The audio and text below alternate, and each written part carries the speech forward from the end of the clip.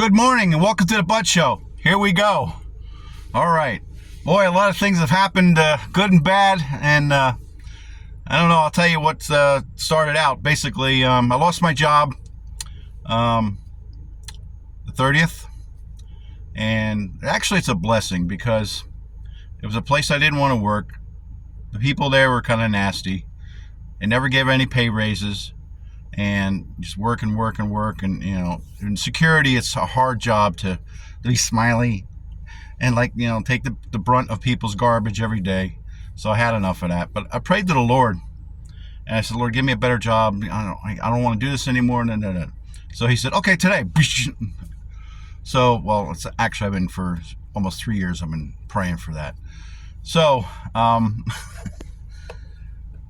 my whole thing was that I wanted to go and do something with the homeless. I wanted to go do something to help other people and, do this and that and have a good life and all that other kind of stuff because, being in the security business is very, very stressful, but people don't realize that because they think we're a big joke.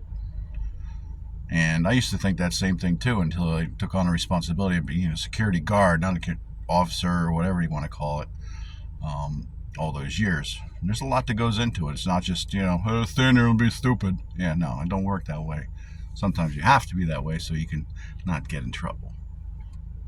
So right now, see, the weird thing about this whole thing is I should be upset, and sad and depressed and all that kind of stuff, but I feel free.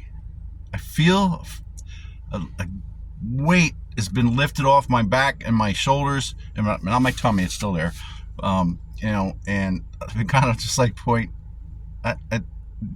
not even numb. I'm just kind of like free, and it's like going through a doorway that the Lord pushed me through and say, "No, here you are. Get to it. Go do what you want to do because you get one chance to do this." And we discussed that. I prayed for it a couple times. I cried over it, and it's come true.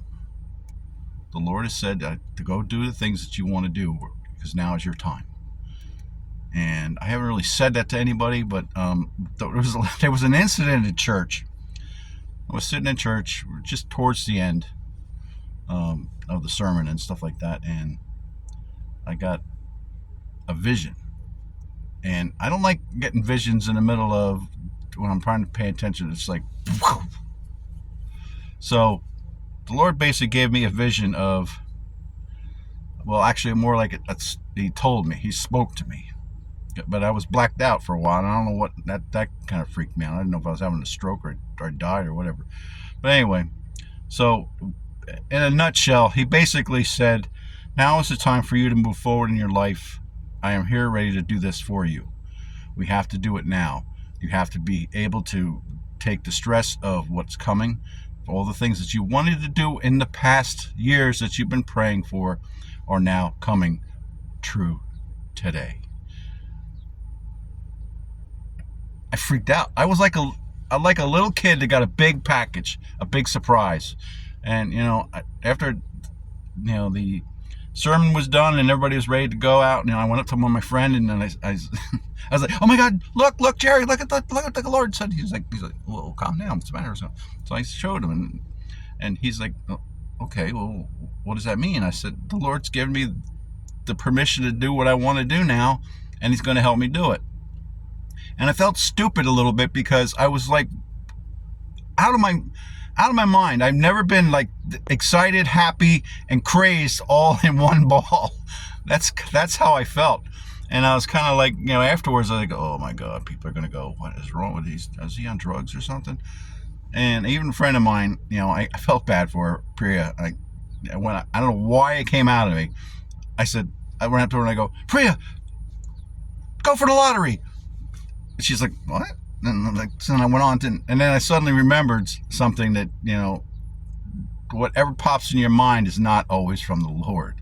You have to be careful. So later on, after we were leaving, I said, don't forget about that. I don't know what's going on. I said, I was excited. I said, it's not what you think. I said, do your own will. and I left because I was embarrassed.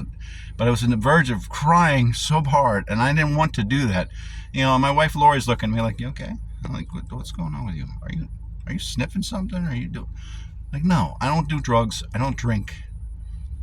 I don't do any of that stuff. I wasn't sick or anything like that. So the Lord was like, I had so much energy in me, it freaked me out, because I guess that's how, when druggies get high or whatever. But this was different. I mean, I was like overwhelmed with joy, and I've never had that before in a long time.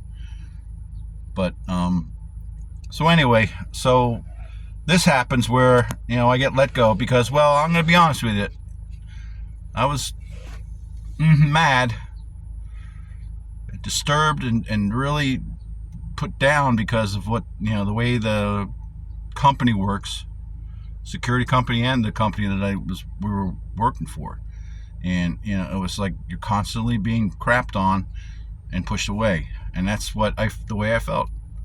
And I had came up with a saying because a couple other people felt the same way, and I said, I came in here a German Shepherd, and I've been bucked down. That's not to say that word. Bucked down to a Chihuahua. And when you realize that, and you think about, hey, I did all these things in my life. I was a security guard, emergency management, EMT, blah, blah, blah, all that. And now I am sitting here at a desk listening to people that I can't understand their language. But the Lord has made it easy for me because I was writing spiritual books and books and stuff like that in the meantime in my downtime. But anyway, my point here is this, that it may take a long time for your ambitions and dreams and ideas to come true. But you still have to want them and fight for them and want them every day. I guess maybe what pushed the Lord to the limit was that I said, fine, I'm not going to do this anymore. I don't know what I'm going to do. I'm just going to be doing nothing. And maybe he heard that and said, oh, no, you're not. You're going to go by what my will is. And I'm kind of nervous and afraid, but I'm not, which is strange to me because I've been sitting down at my computer at home and working on proposals for homeless programs and stuff like that. But here's the funny part, and the Lord said this to me, and I don't know if I should use it. I'll use it anyway. The program's called the Homeless Depot Community Preparedness. That's the program, and the program's basically going to be where I'm going to get together and get either a trailer or a space or something that I can, food and clothing, things like that. Sorry.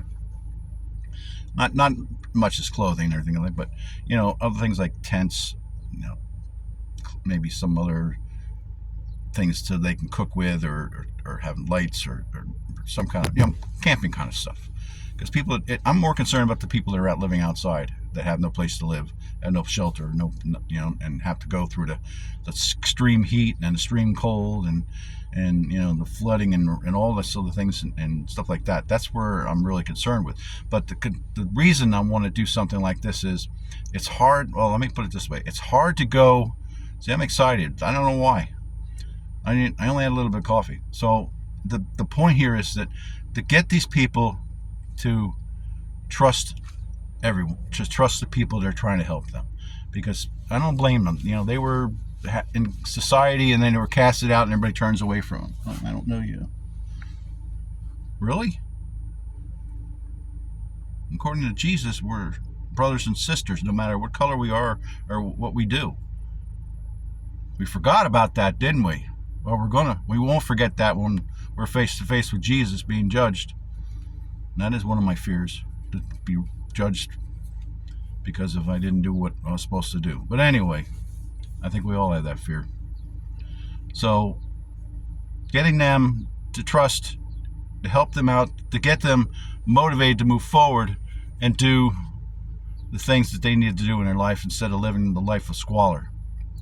because it's an easy. That's the fastest way to die today. And I don't want people to die out in the wilderness and on the streets because people are ignorant and ignore people, even, you know.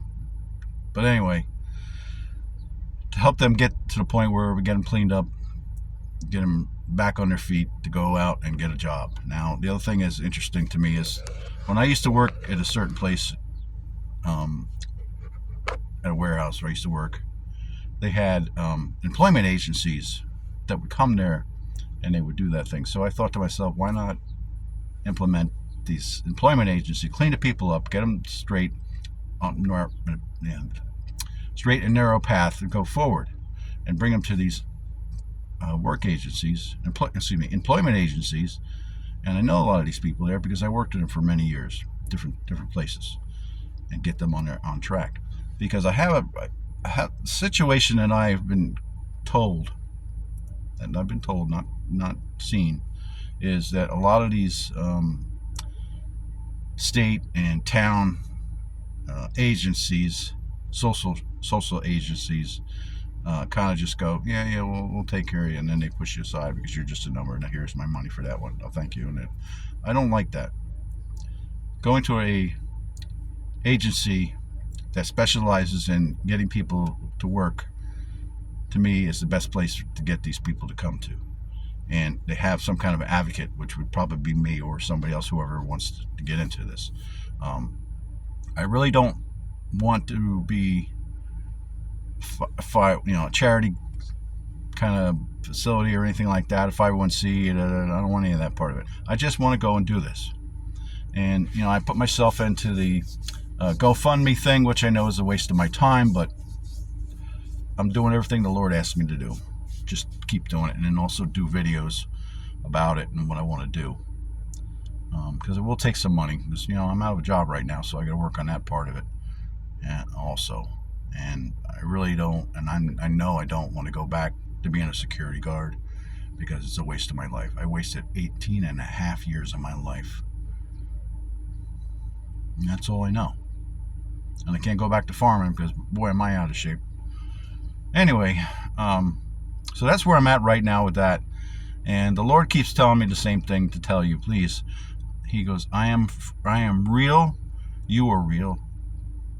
Believe in me. Pray to me. I want to hear from you, good or bad, because I know what your situations are, but I need to hear from you. And when he speaks to you, pay attention. There's a lot of people running around right now on the internet and social media and in the streets and stuff. Oh, Jesus is coming back now. Everything's set in place. The world's going to... Read the Bible. Read the Bible, because you're not getting the gist of it.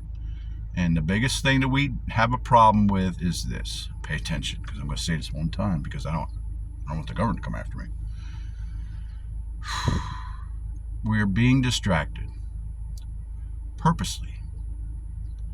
There are things that are going on that we do not know about, and we probably shouldn't know about because it would cause panic. The thing with the UFOs, and I laugh at the thing about aliens or demons. Where did that come from? Wonder where that came from. Anyway, pay attention to Jesus and God. Remember what I always said, and Jesus loves when I say this. God is truth. Man is lies. Keep that in mind. All right. 250 years we've been on this, in this earth, in this America, which is nothing, really. So let's be careful out there. Happy 4th of July. 250 years, huh? Wow. That's a minor. But keep in mind that, what you watch on TV and what you hear from other people and stuff, just take it with a grain of salt, because the one thing that was the other thing that I forgot to say. Jesus said this. He goes, I see people that watch the news and worry about the wars and the political things that are going on. He goes, that has nothing to do with you. Stop worrying about that. You're not supposed to worry about it. He says, remember what I said in Revelations. There'll be wars, rumors of wars, and countries will rise against countries. He says, but don't worry about it. Don't worry about it. Don't get yourself all upset about it. Don't worry about it. Because let's face the reality, and this is the way I look at it. Unless war and death and destruction comes to my front door, then worry about it. It won't come here. There's going to be incidents where we're going to see things that look suspicious and look dangerous and deadly and in the sky and all these other things that are coming. But if you're a true follower of Jesus, you know Jesus. You know his voice. You know his face. You know his stance. You know who he is. Because you get that feeling that you know that he is present. And that, I know that for a fact, because there's been times when the back of my head gets hot and I get nervous and I want to cry. And I know he's present.